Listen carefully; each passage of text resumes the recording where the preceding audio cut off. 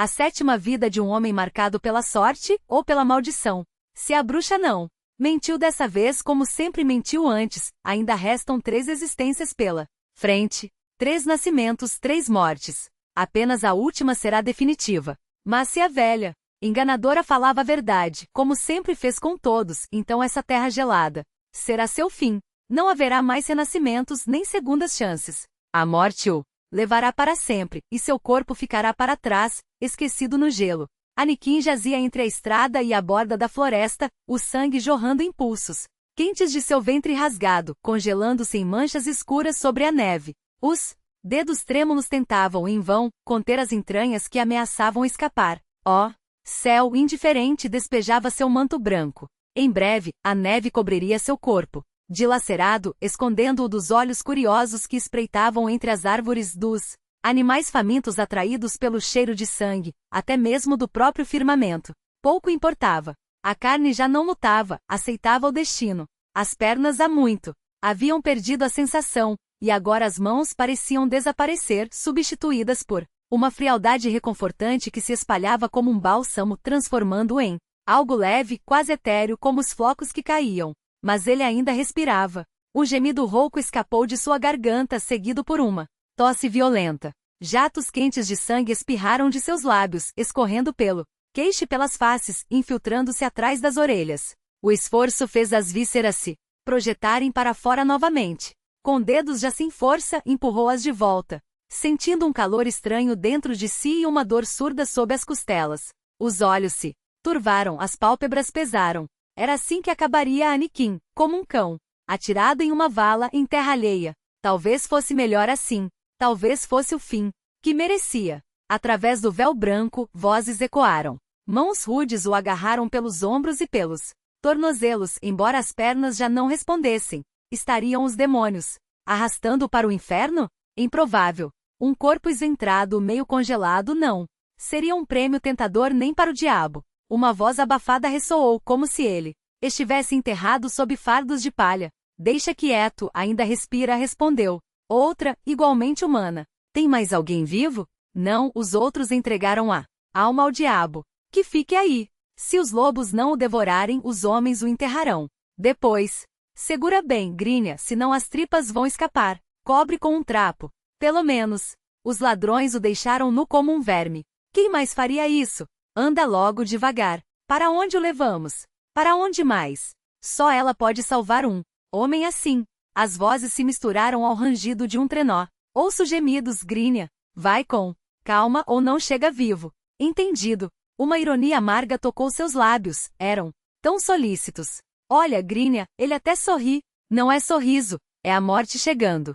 Dá um gole à égua. Decide-te, homem, rápido ou devagar. Vai como puder. Não o levariam a lugar algum. Morreria pelo caminho, sujando-os de sangue. Mas o frio era insuportável. A voz do cocheiro se dissolveu em um murmúrio distante, como o arrulho de um pombo perdido. O esquecimento o envolveu, afogando a dor, prometendo paz. A escuridão girava, rosnando, até que um ponto de luz trêmulo surgiu. Uma voz urgente o chamou, volte. Não era um pedido, era uma ordem. Algo o puxava de volta, arrancando-o do abismo doce e sem dor. E com ele, a agonia retornou, ardente, insuportável, espalhando-se como lava por cada fibra do seu ser. Volte. Venha para a luz. O fogo se aproximou, queimando-lhe o rosto. Já havia retornado das trevas antes, mas nunca com tamanha crueldade. A vida o recebia com garras de ferro, rasgando-lhe as entranhas, perfurando-lhe a pele com 1000 agulhas. Os lábios ardiam, as pálpebras pareciam cortadas por lâminas.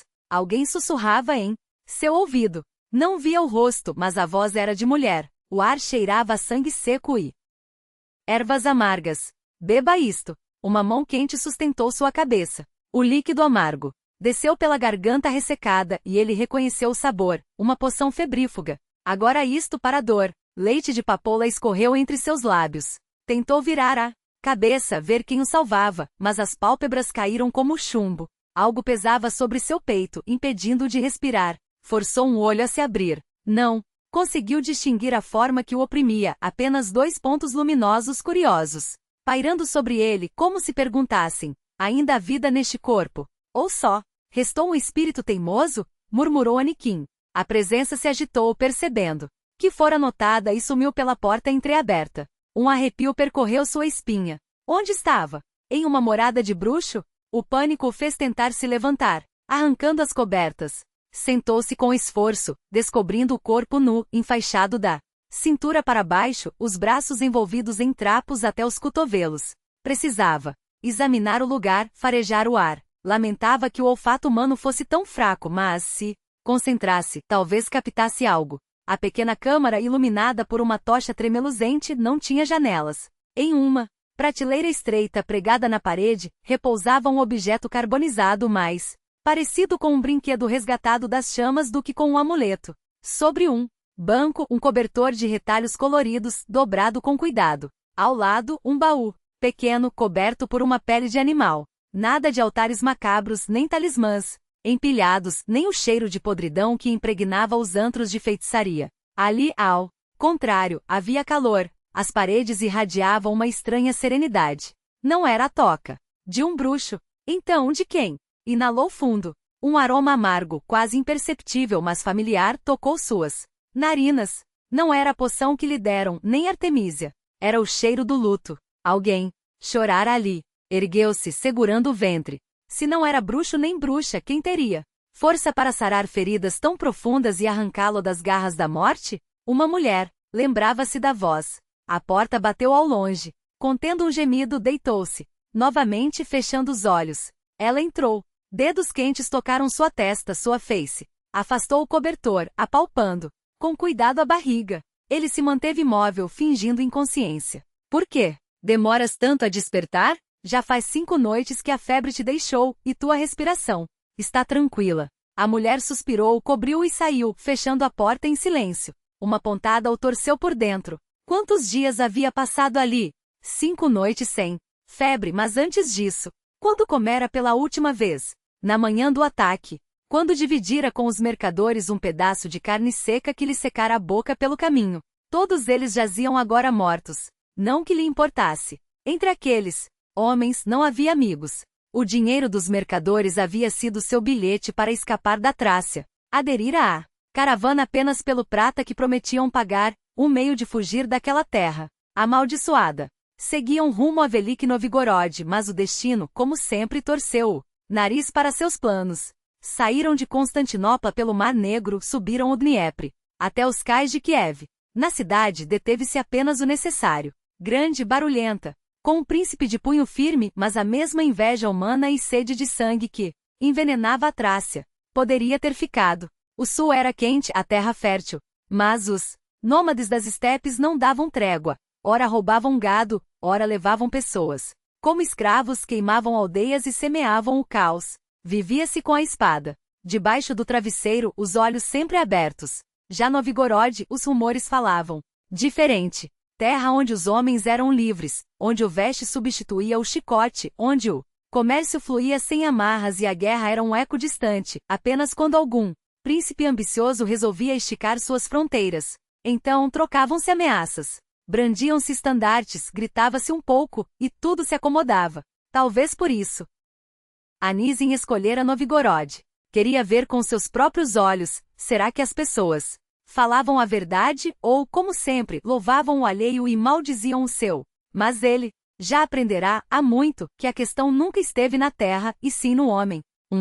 Insatisfeito reclamaria até no paraíso e encontraria beleza no inferno. As palavras humanas não valiam um grocho. Cada um torcia a verdade ao seu jeito e chamava de verdadeiro apenas o que lhe convinha. Por isso a dúvida era sua única companheira. Fiel. E havia um medo. Fugia de uma perseguição, e suas pernas o levavam para o norte, como se tivessem vontade própria. Só que escapar de um Chernoknishik era tarefa impossível. Na Trácia, o bruxo tinha olhos e ouvidos em cada esquina. Para onde Anizin se virasse, onde se escondesse, o maldito o encontrava. Restava apenas o mar. Ele apostara que o feiticeiro não ousaria pisar nas águas profundas. Mas a esperança virou as costas.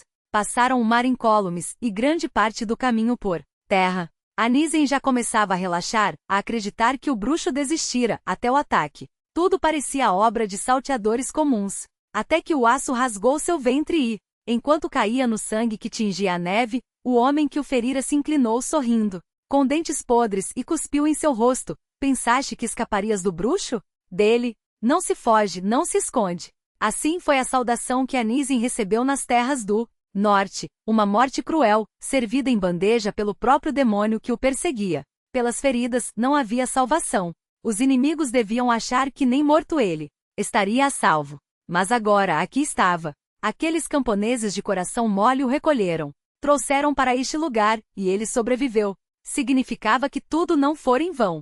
Que ainda havia luta pela frente. Uma nova pontada torceu suas entranhas. O tempo curaria, mas no momento precisava de comida. Fingir fraqueza com o estômago vazio era um suplício. Anísien afastou o cobertor devagar, levantou-se da cama e olhou em volta procurando algo para cobrir a nudez. Seus olhos caíram sobre um baú, com mãos enfaixadas, mais parecidas com patas do que com membros humanos. Puxou uma capa de pele que o cobria. Movê-las era um tormento, mas não havia escolha. Abriu a tampa do baú e espiou o conteúdo. Pegou a primeira coisa que viu, uma camisa pequena demais, quase infantil. Revirou mais, mas só havia roupas de criança. Então tomou um cobertor de retalhos da prateleira e enrolou-o na cintura. Dirigiu-se à porta, encostou a orelha e escutou. Silêncio. Abriu uma fresta e espiou. A sala era iluminada por uma janela estreita. No centro, uma mesa rústica no teto, molhos de ervas secas, ao longo das paredes, bancos de madeira. Nada parecia ameaçador. Empurrou a porta com mais firmeza e saiu. A dona da casa havia sumido, movendo-se como uma sombra, pisando nas juntas das tábuas para evitar rangidos. Anísien avançou. O cheiro dela ainda pairava no ar, misturado ao aroma das plantas medicinais. Chegou a outra porta entre abriu-a. Ali o perfume da mulher era mais forte, quase sufocante. Uma cama encostada na parede, um baú muito maior que o anterior. Do outro lado, uma cortina. Afastou-a com a mão boa. Prateleiras repletas de potes de barro, frascos de vidro, tigelas de cerâmica e sacos de linho. Revistou tudo em busca de comida, mas só encontrou ervas, raízes e poções. Seu estômago roncou de frustração. Virou-se para o baú. Um frio estranho emanava dele, como se guardasse algo que não pertencia a este mundo. Os pelos da nuca ergueram-se. Anísien aproximou-se lentamente e levantou a tampa. Panos, agulhas, miudezas femininas, ou seria apenas uma fachada? Ajoelhou-se, enfiou a mão enfaixada sob os tecidos e tateou fundo. Quase não sentiu quando seus dedos roçaram em algo, mas o que encontrou lá dentro não era o que o aterrorizou. Era a força que daquilo irradiava. Precisava sair dali rápido. Não queria tornar-se prisioneiro de outra bruxa. A porta bateu. Anísien congelou, disfarçando o pânico. Idiota! Fechou o baú em silêncio e em 2 passos, escondeu-se atrás da cortina. Ela notaria sua ausência. Talvez pensasse que fugira? Claro, fugira. Nu como um verme, sem armas, sem roupas. Mas seu corpo, apesar da morte recente, ainda era jovem e forte. Bastaria um pouco de magia para sugar suas forças. Com mãos trêmulas, pegou um pote maior da prateleira e preparou-se para lutar. Vais te esconder por muito tempo? Ecoou uma voz serena vinda da sala. Sai, vista-se e coma. Não temas a fome. Anísien imobilizou-se. Tudo perdido. Esconder-se era inútil. Devolveu o pote ao lugar. Então ouviu. Vejo que tuas feridas cicatrizaram como as de um cão. Veste-te, come e vai de onde te trouxeram. Vai. Será que o soltaria assim sem mais? Ou seria armadilha de bruxa, iscando-o para fora? Anísien afastou a cortina e saiu, segurando o cobertor de retalhos. A mulher estava de costas para ele, baixa, frágil, mal lhe chegava ao peito. Sob o xale, uma trança espessa de cabelos castanho escuros mesclados a fios brancos escapava. Estranho. A voz soava jovem. Mas bruxas sabiam de muitos disfarces. Avançou até o banco, sentou-se à mesa e finalmente viu seu rosto. Seus olhares se encontraram. E Anísien ficou pasmo. Aqueles olhos cinzentos grandes não continham nem maldade, nem astúcia. Ele conhecia bem o brilho dos olhares falsos, o fugidio do mentiroso, o ávido do ladrão, o vazio do covarde. Conhecia também a profundidade daqueles que muito viram olhos que penetravam a alma e liam o homem por dentro. Mas nos dela não havia ódio, nem medo, nem engano. Apenas uma dor imensa, tão densa que transbordava, enchendo o ar da cabana como uma névoa. Vejo que meu cobertor te serviu bem, disse ela, colocando um maço de roupas sobre o banco. Veste, depois almoçaremos. Anísio pegou as vestes e voltou para o quartinho. A tensão foi se dissipando. Não era bruxa, embora houvesse algo nela, uma força sim, mas não daquelas que ele temia. Jogou o cobertor na cama e só então notou sua estranheza. Costurado como se feito por mãos desajeitadas, sem padrão, retalhos escuros e claros colados sem lógica, manchas que não formavam figura alguma. Já dormira em leitos onde a beleza e a maciez eram levadas ao extremo, colchões de plumas que o envolviam como nuvens, lençóis de seda frescos ao toque. Bastava encostar e o frio se esvaía, cedendo lugar a um calor acolhedor que se espalhava pela pele como um abraço. Aqueles cobertores, pesados, bordados com fios de ouro e cores vibrantes, o envolviam com uma gravidade solene, como se cada ponto fosse uma promessa de proteção. A montanha de travesseiros, recheados de especiarias e ervas aromáticas, transformava os sonhos em jornadas celestiais, onde o aroma de lavanda se misturava ao toque sedoso do veludo. Lembrava-se de como, na penumbra, a tecelagem cintilava como se fios de luz solar tivessem sido tecidos na trama, como os padrões dourados dançavam ao menor movimento, capturando faíscas do fogo da lareira, enquanto o cetim puxava para si suave e irresistível, obrigando-o a afundar mais fundo. Também já passara noites em camas miseráveis, onde a palha furava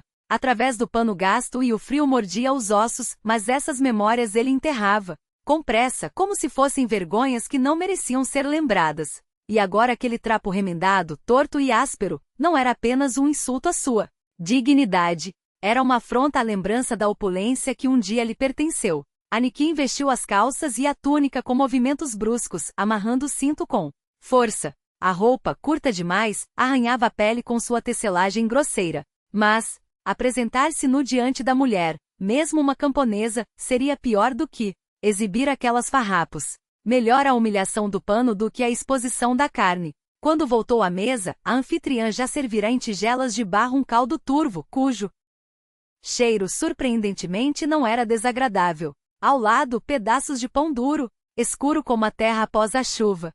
Demorou, a comida esfria, pensou ele, sentando-se em silêncio defronte a ela. Com a mão engessada, pegou a colher de madeira com torpeza, mexeu o líquido espesso e levou uma porção aos lábios.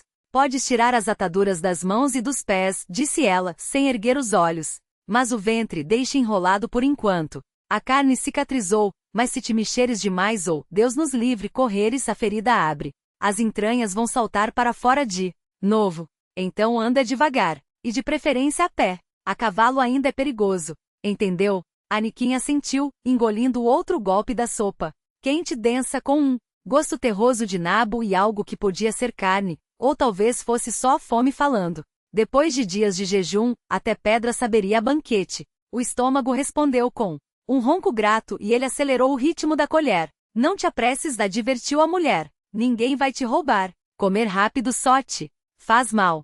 Aniquim ignorou o conselho, inclinou a tigela e despejou o caldo na garganta, engolindo os pedaços de pão sem mastigar, ávido. Quando a vasilha ficou vazia, solitou um arrotão satisfeito, e então a dor o transpassou como uma lâmina. As entranhas se retorceram, uma pontada aguda lhe atravessou o abdômen, dobrou-se ao meio sem saber se era o alimento rebelde ou a ferida reaberta, ou as duas coisas ao mesmo tempo. A náusea subiu pela garganta. Meu Deus, ela tinha razão. A mulher o segurou pelo cotovelo, arrastando-o até um balde de madeira. O vômito jorrou violento, os espasmos contraindo os músculos como cordas esticadas ao máximo. A cicatriz queimava como brasas. Quando tudo que comera saiu de volta, sentiu algo quente e úmido se espalhar pela barriga. As pernas fraquejaram, a visão escureceu. Ainda teve tempo de ver a mancha vermelha se alastrando pela túnica, antes de desabar junto ao balde, inconsciente. Acordou com uma pressão familiar no peito.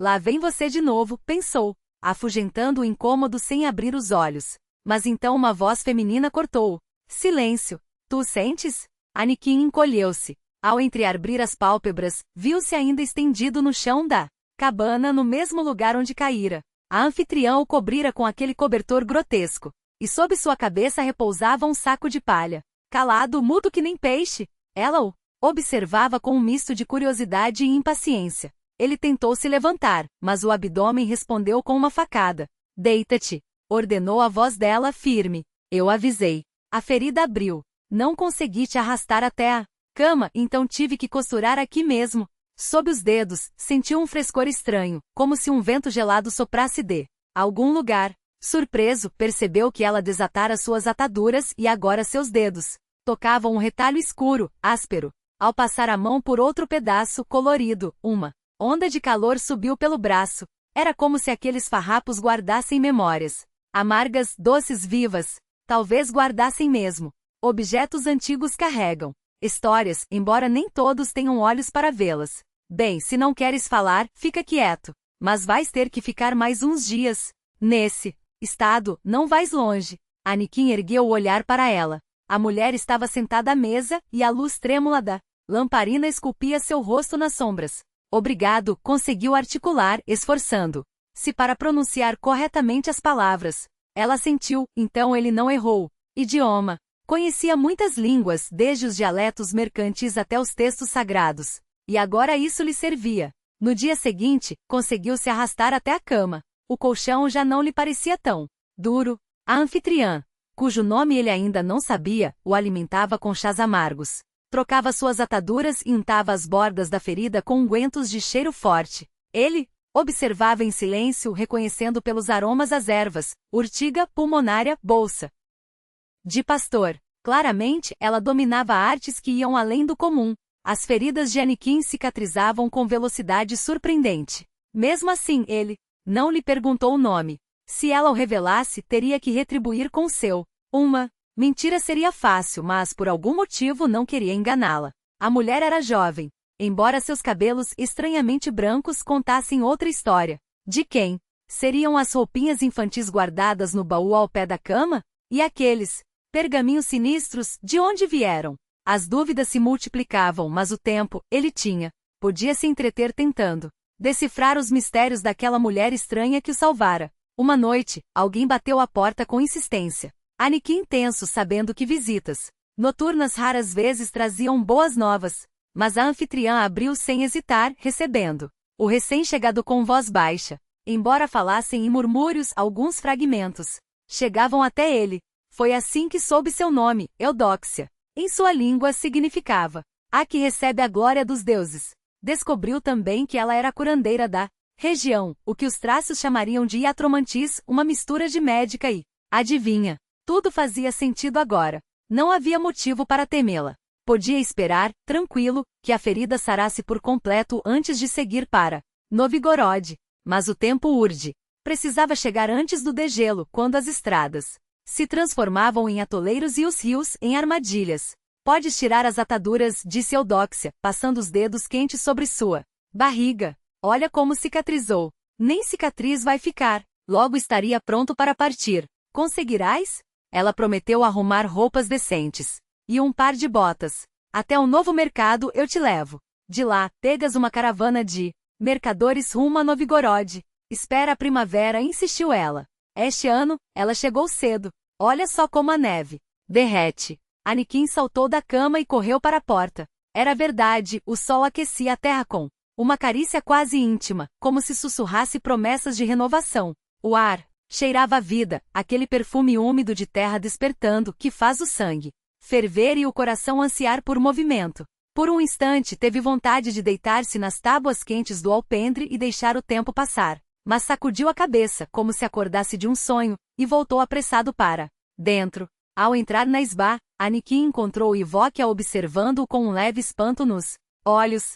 O que fazer agora? Voltaria a vagar pelos estábulos, a pernoitar em palheiros, a esquecer o toque macio de colchões de penas e lençóis de seda? Uma onda de amargura lhe subiu pela garganta. Mas então notou algo, Ivóquia não o expulsava. Pelo contrário, seus gestos pareciam um convite silencioso para ficar. A solidão da mulher era quase palpável, e aquele lugar, esquecido até pelos lobos famintos, oferecia um refúgio que o mundo lá fora já não podia dar. É verdade que os salões dourados, as camas fofas e os banquetes regados a vinho sempre lhe foram mais familiares. Só um tolo trocaria a vida de abundância por uma esteira de palha e um prato de sopa rala de nabos. Mas não fora apenas por riqueza ou conforto que ele fugira. Buscava um canto onde pudesse baixar a guarda sem temer a faca nas costas, onde os dias não fossem uma contagem regressiva para a traição. Talvez Ivóquia, com seus olhos cinzentos carregados de uma tristeza antiga, fosse capaz de entendê-lo.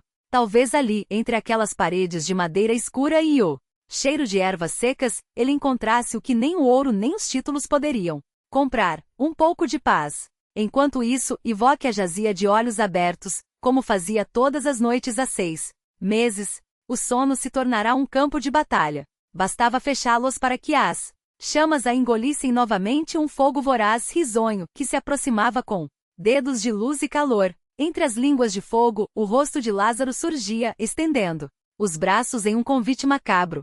Se ela hesitava, os olhos do menino escureciam, a boca se retorcia em ódio, e o inferno se abatia sobre ela. Todas as noites, Ivóquia queimava. Todas as manhãs, acordava com a pele ainda ardendo e o cheiro de carne queimada no ar. Os dias não eram mais clementes. A seca do verão passado deixará cicatrizes fundas. Poucos sobreviveram ao inverno. A fome ceifava sem piedade, velhos, crianças, mulheres, os mais frágeis iam primeiro. Os jovens haviam partido para o sul, em busca de terras menos cruéis. Ivóquia ficará. Nicolai insistira para que fosse com ele para Novitorg, mas ela recusará. No crepúsculo do outono, ele aparecerá pela última vez, anunciando que ia caçar polotzianos no sul. Despediram-se. Quando suas botas sumiram na poeira da estrada, Ivóquia sentiu que algo dentro dela também se apagara para sempre. O inverno e a fome levaram o resto.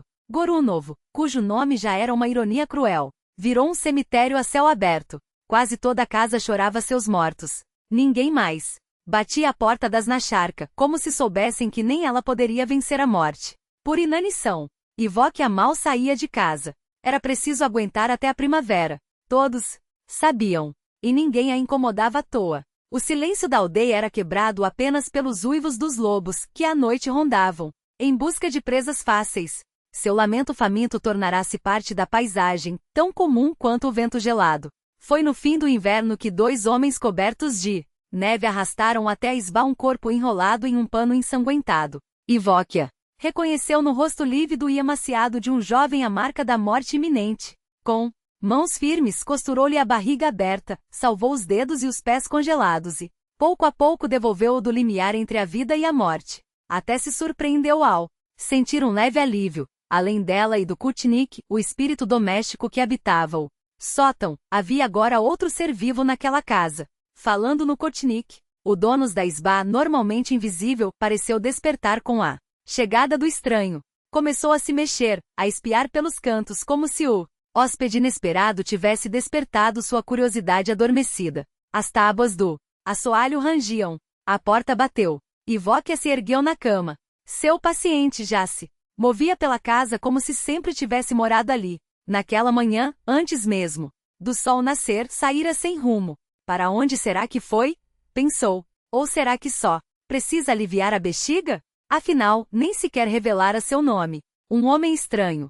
Jovem, talvez até mais novo que ela, de cabelos negros como breu e traços finos. Nada comuns naquelas terras. Os olhos, astutos e profundos, pareciam conter segredos antigos. Falava pouco e cada palavra saía medida como se a língua lhe fosse estrangeira. Será que é de terras distantes? Especulou Ivóquia, mas não perguntou. Sabia apenas que aquele homem tinha pressa, precisava chegar a Novgorod a qualquer custo. Para quê? Não era problema dela. Cumprirá seu dever. O resto não lhe dizia respeito. A primavera chegará e com ela, a hora de renovar as defesas. Era preciso consertar as brechas, apaziguar os espíritos para que abençoassem as sementes e fizessem a terra florescer. Pelo menos o boiar do Mstislav enviará caravanas com trigo, gesto que alguns chamariam de generosidade, mas Ivóquia conhecia bem a verdade. Um senhor não alimenta seus servos por bondade, e sim porque mortos não pagam tributos.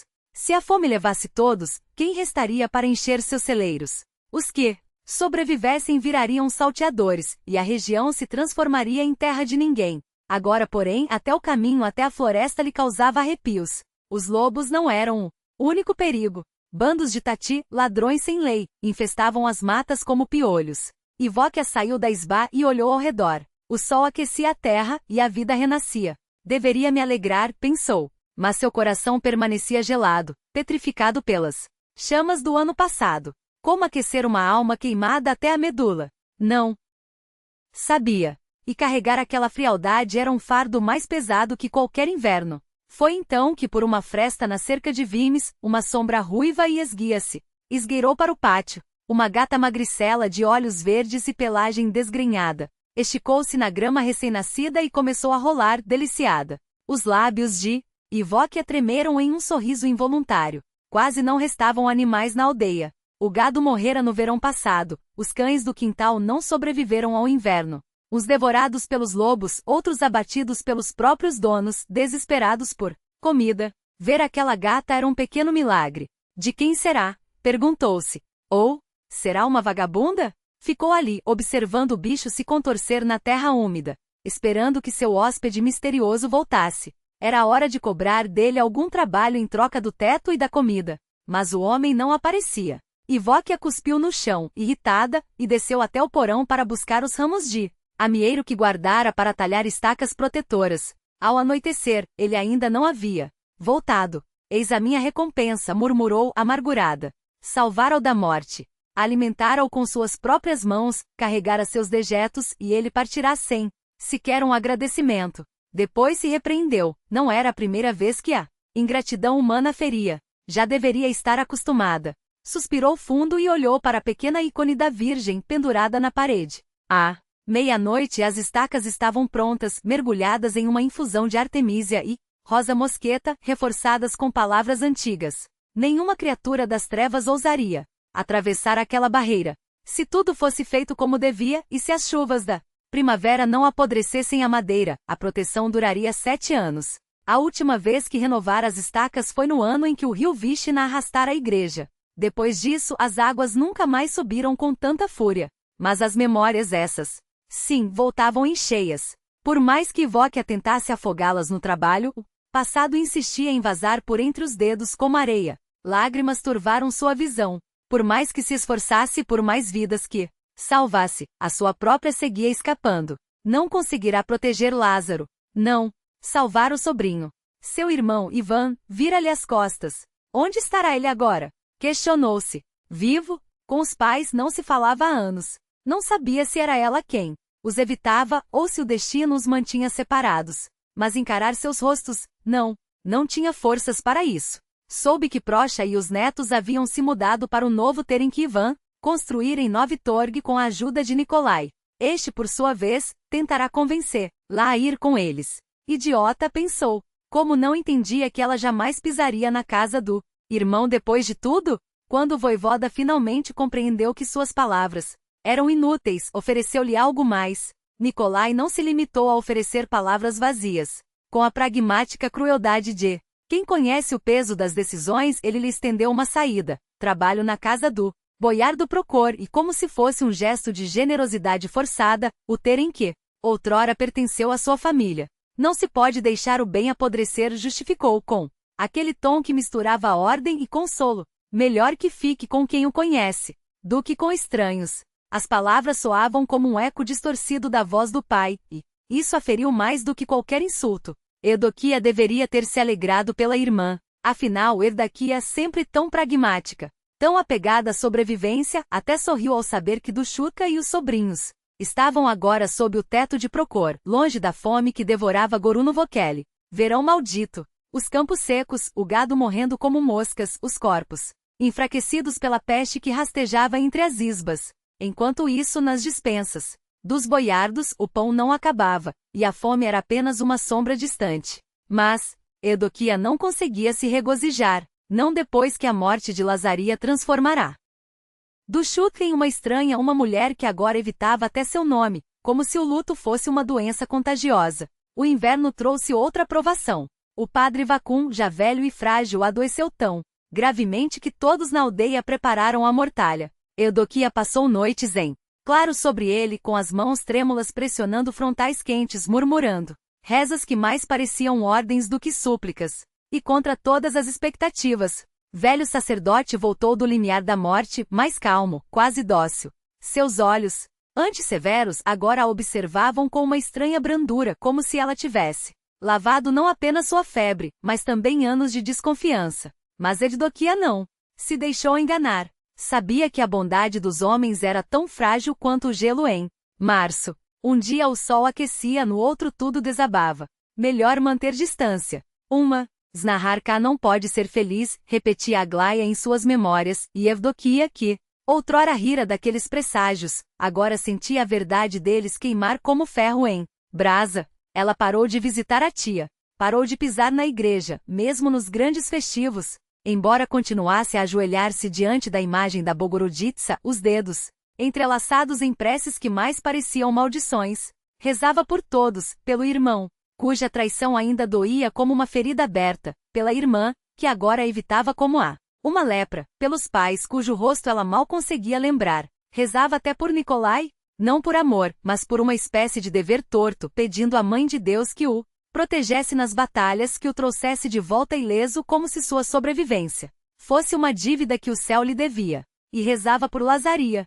Por Lazaria ela rezava, até os joelhos sangrarem, implorando que Deus mantivesse aquele menino perto de si, que no seu reino não houvesse dor nem medo, apenas a luz que aqui lhe foi negada. Às vezes, quando a solidão apertava demais, ela pegava o cavalo de madeira, carbonizado, o único resto de Lazaria que lhe restara, e deitava-se na cama onde o menino dormira. Fechava os olhos e jurava sentir um calor tênue, como se a madeira guardasse o último sopro de vida do sobrinho. Mas era ilusão, é claro. Coisas mortas não esquecem calor. Ou será que esquecem?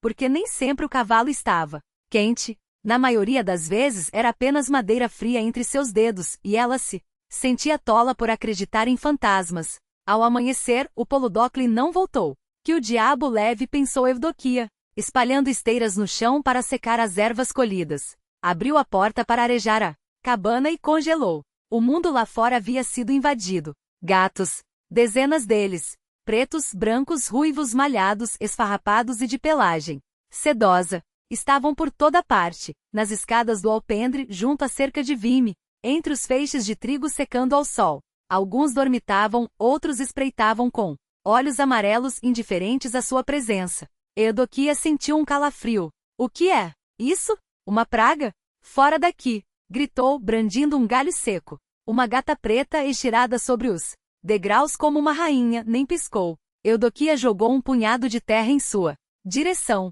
Nada. Será que envenenei as sementes sem querer? Será que algum gato macho marcou território aqui? Mas não, isso era impossível. E mesmo que fosse, a Kotovnik só atraía felinos quando florescia, e ainda era cedo para isso. Irritada, ela correu até o balde d'água e arremessou o conteúdo sobre o bando. Os bichos dispersaram-se em um coro de miados ofendidos, mas não foram longe. Apenas se agruparam sob a cerca, observando-a com uma paciência perturbadora. Eudokia sentou-se no alpendre, exausta. O que vocês querem de mim? Foi então que ele apareceu.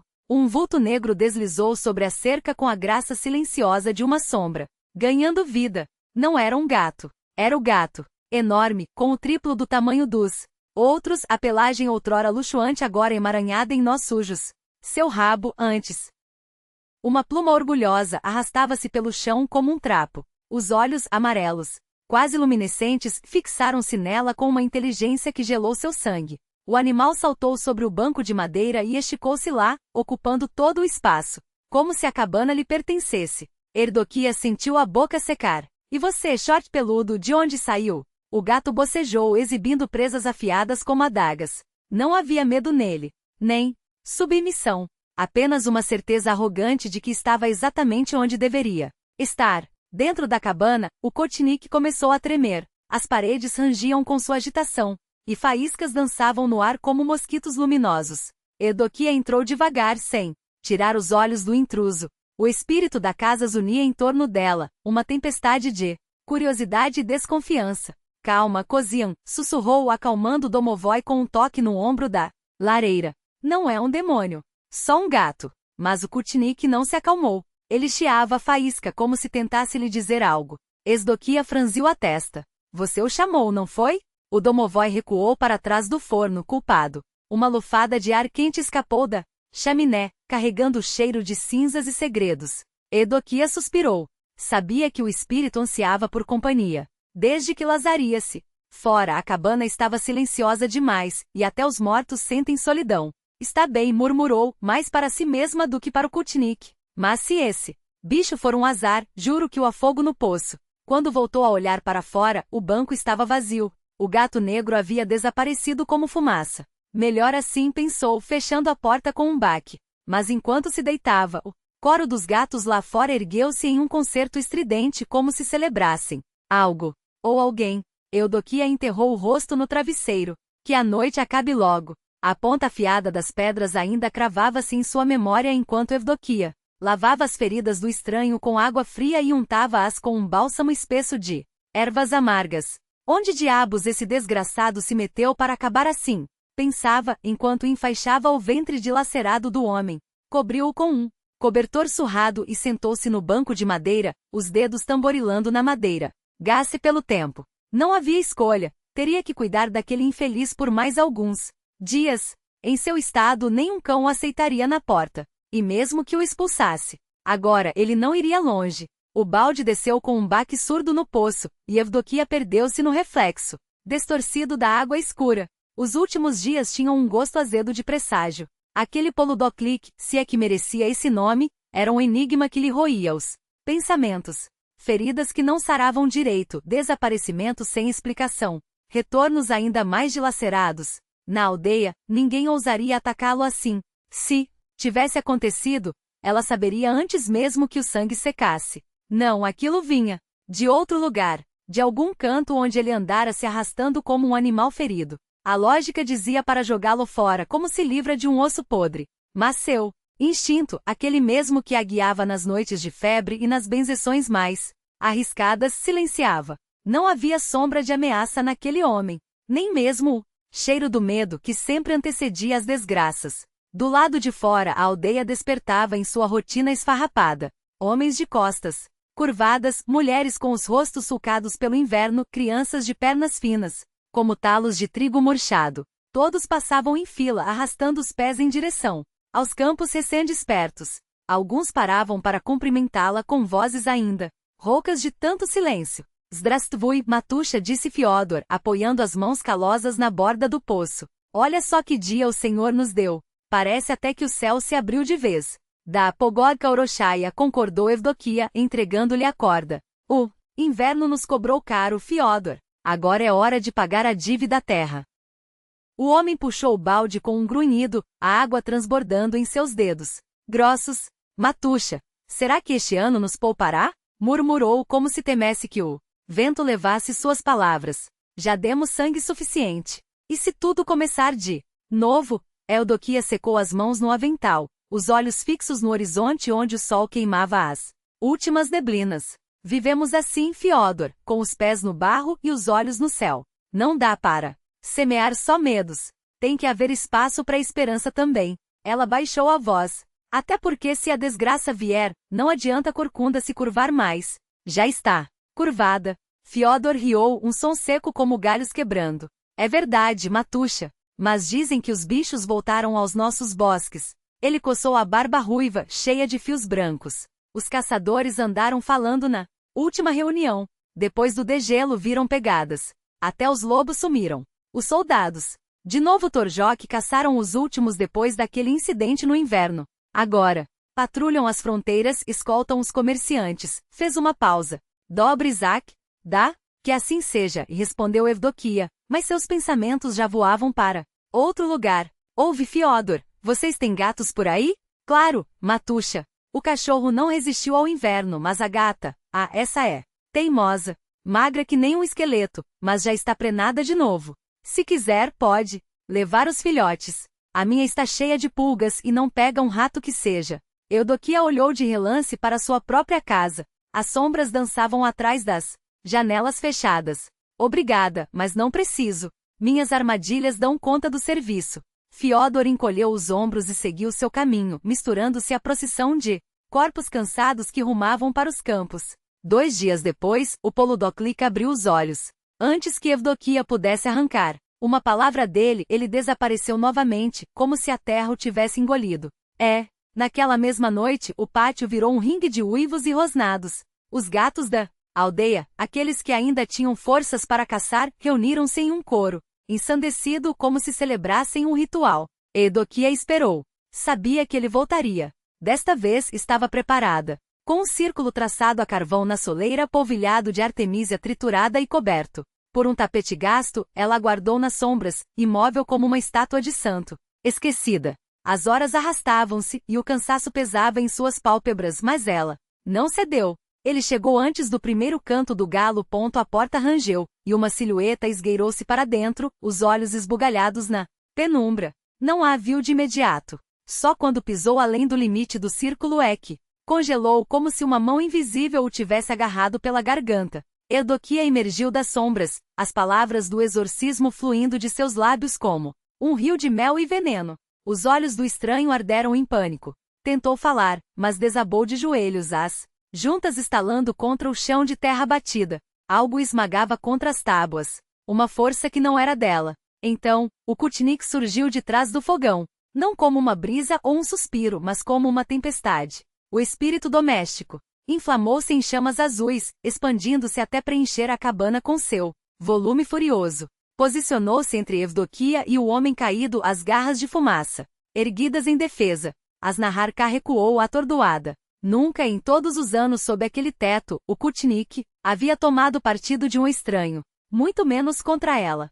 Hospodar, pai protetor, sussurrou sem interromper o feitiço. Não lhe farei mal, se ele vier em paz. Dá-me tua palavra. Ou acaso te ofendi? Desviei-me do caminho reto? Não foste tu quem jurou guardar esta casa de criaturas das trevas? Não. Foste tu quem serviste a minha avó, e a avó dela, antes de servir a mim? Os olhos de fogo do Kutnik tremeluziram hesitantemente. A fúria foi se dissipando.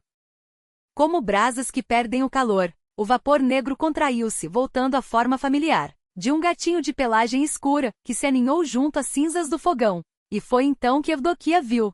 Onde antes estava um homem ferido, agora agachava-se um gato preto, os pelos eriçados e os olhos amarelos brilhando com uma inteligência que não pertencia a nenhum felino. Bem, disse Asnahar-K, sentando-se no banco em frente à criatura. Acho que já vi coisa mais estranha. O gato esticou-se arqueando as costas antes de se acomodar com elegância, como um príncipe em seu trono. Não fiques aí me olhando como uma coruja. Pergunta logo se é que tens coragem.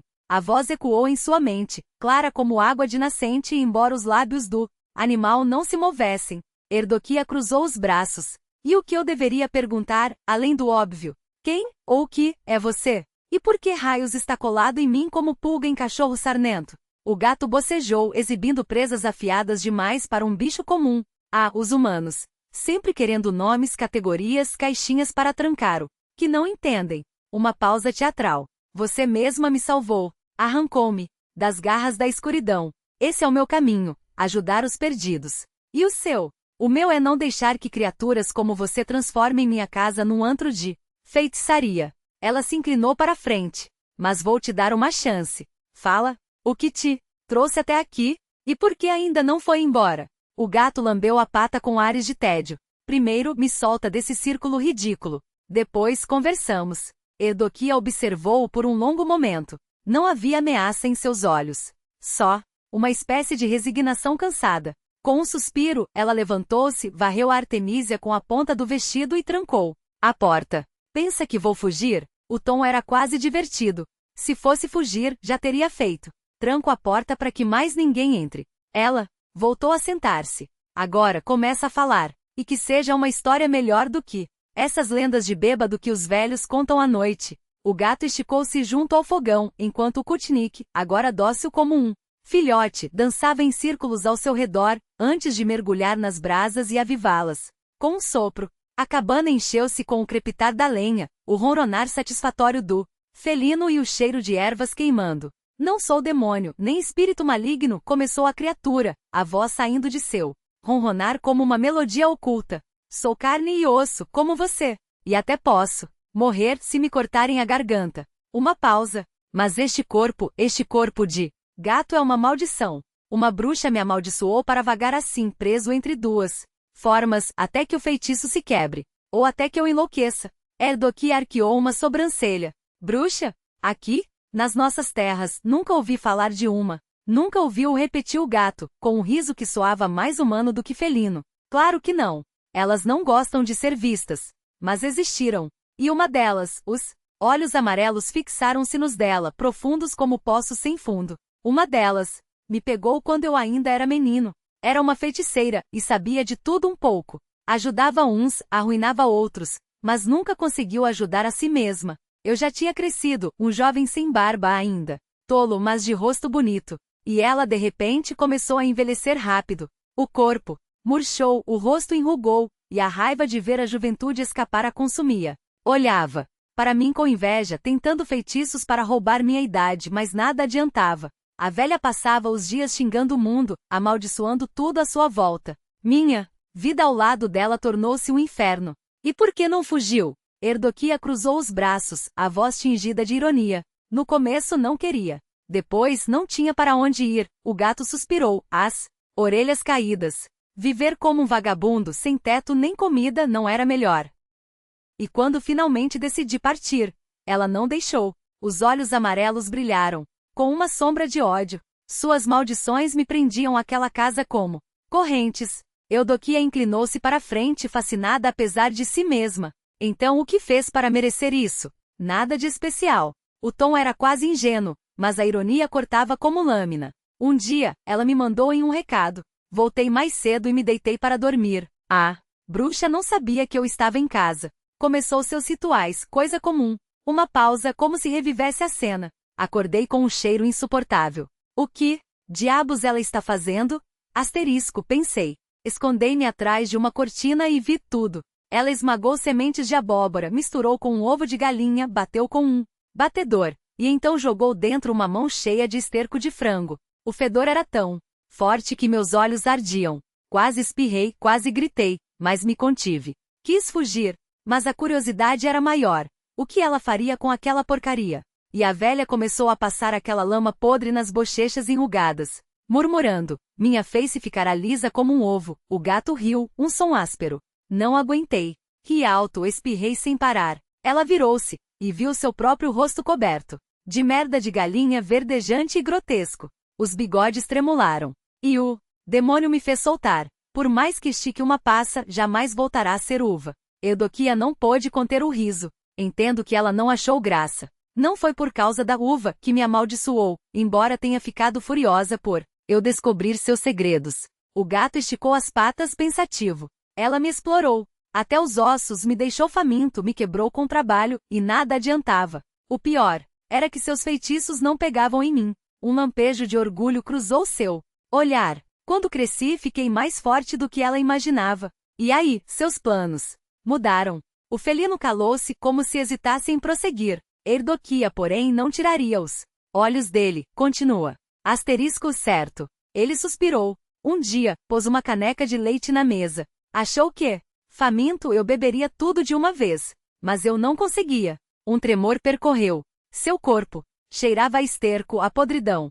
Imaginei que ela tinha lavado o rosto naquele leite, ou pior, as garras cravaram-se levemente na madeira. Despejei tudo entre as tábuas do assoalho, fingi que bebi. Mas ela percebeu. A bruxa entendeu que nunca me dominaria. Não me deitaria com ela, não seria seu brinquedo, e não me deixaria ir. Seu ódio por mim crescia como erva daninha. Até que um dia sua raiva transbordou. Os olhos do gato arderam. E ela cuspiu o letivo, seja o que merece. Acordei, assim. Ele esticou uma pata, examinando as garras. Pensei que, como gato, escaparia dela. Mas suas amarras ainda me prendiam àquela casa. Só quando ela morreu com um último suspiro venenoso. Morrerás homem, ficarás bestia para sempre. Morrerás bestia, voltará 9 vezes e na 9ª, o fim é que suas correntes se quebraram. Mas você pode ser humano, Eudoquia apontou. Vi com meus próprios olhos. Asterisco, não é tão simples. O gato sacudiu a cabeça. Quando consegui sair, saí em 2 pernas. Pensei que era livre. Poderia ter ficado com seus bens, seus feitiços. Afinal, aprendi algumas coisas. Um riso amargo. Mas minhas pernas me levaram para longe dali, como se o próprio corpo soubesse que aquele lugar era uma armadilha. Andei como mendigo, roubei, passei fome, até que a fome me venceu. E caí de volta. A forma de gato. Sua voz baixou. Não sei quanto tempo fiquei assim, mas era mais fácil. Caçava ratos, comia migalhas, sobrevivia. Até que a sorte sorriu. A filha de um mercador rico me viu. um brilho malicioso nos olhos. Gostou do gato bonito. E eu, bem, a bruxa tinha me dado o dom de agradar. Acabou me levando para casa, me mimando com seda, caviar, carinhos. Ele fechou os olhos, nostálgico. Quase esqueci quem era. Eudoquia ouvia, hipnotizada.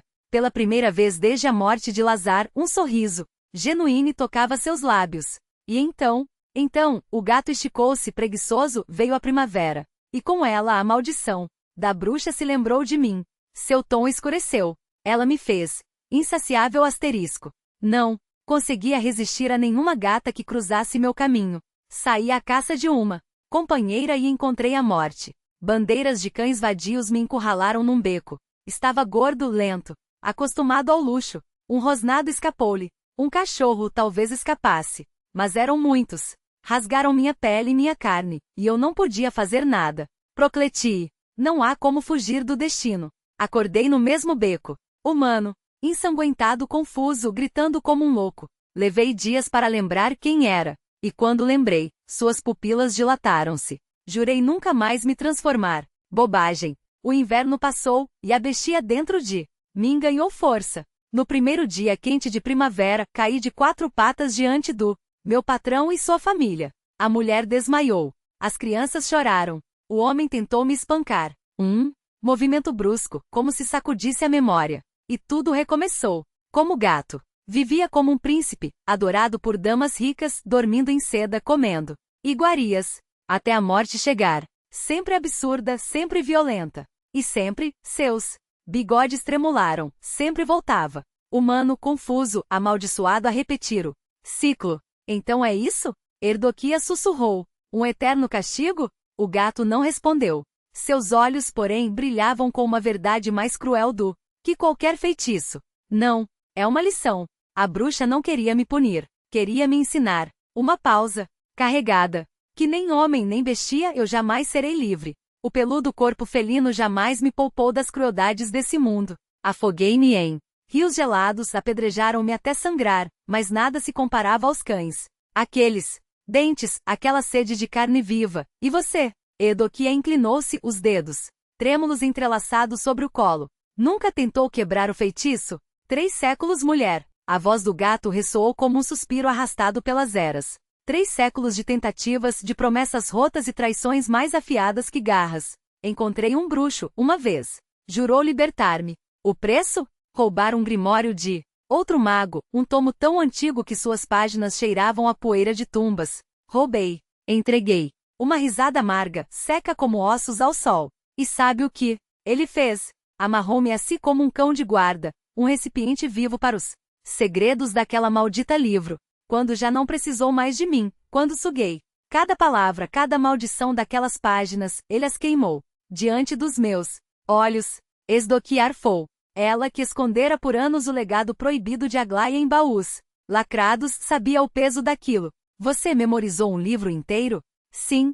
O gato baixou as orelhas, como se a lembrança ainda queimasse. E de nada adiantou. O verdadeiro dono do grimório veio buscar o que era seu. Torturou-o, bruxo, até ele confessar. Destruiu o livro, mas seus segredos estão aqui. Uma pausa. Aqui. Ele bateu a pata no próprio peito. O Chernobyl não queria mim, queria silenciar o conhecimento. Decidiu matar-me, apagar a tinta da minha memória com a mesma faca que rasgaria minha garganta. Foi quando fugi. Os olhos dourados ardiam como brasas.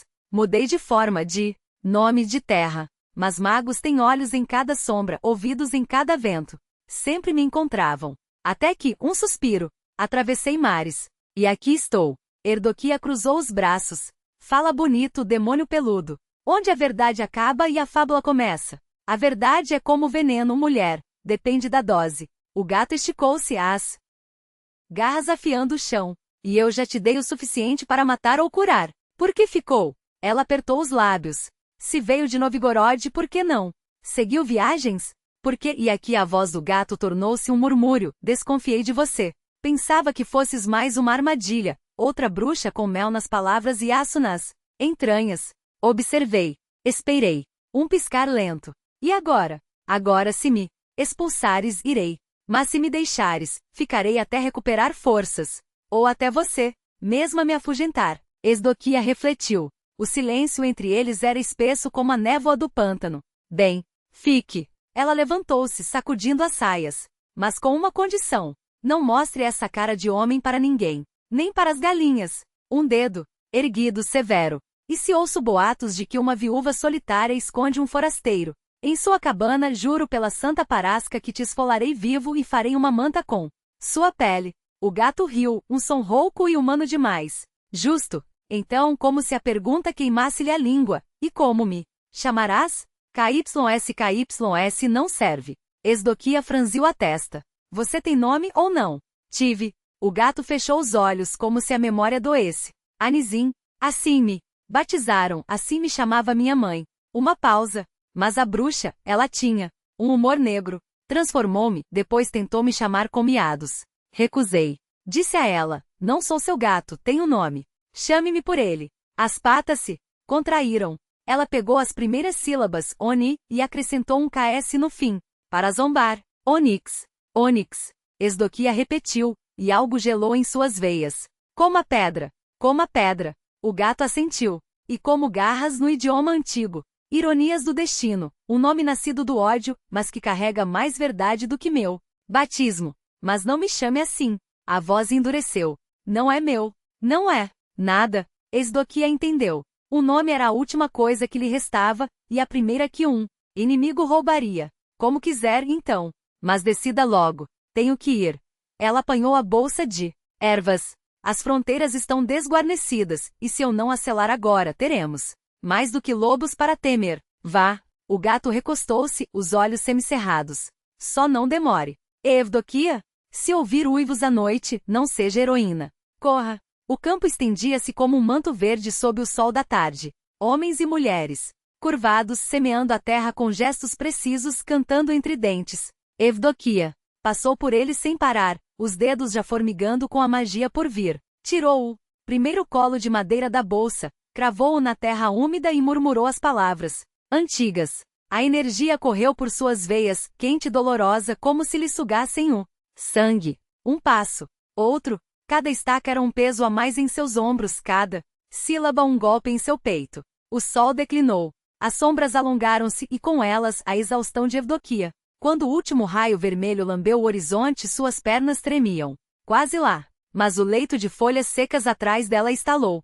Um rosnado. Baixo. Gutural. Não era um lobo saudável. Era a respiração áspera de um animal. Doente, expulso da matilha, faminto o suficiente para caçar a luz do dia. Evdoquia congelou. Pensar.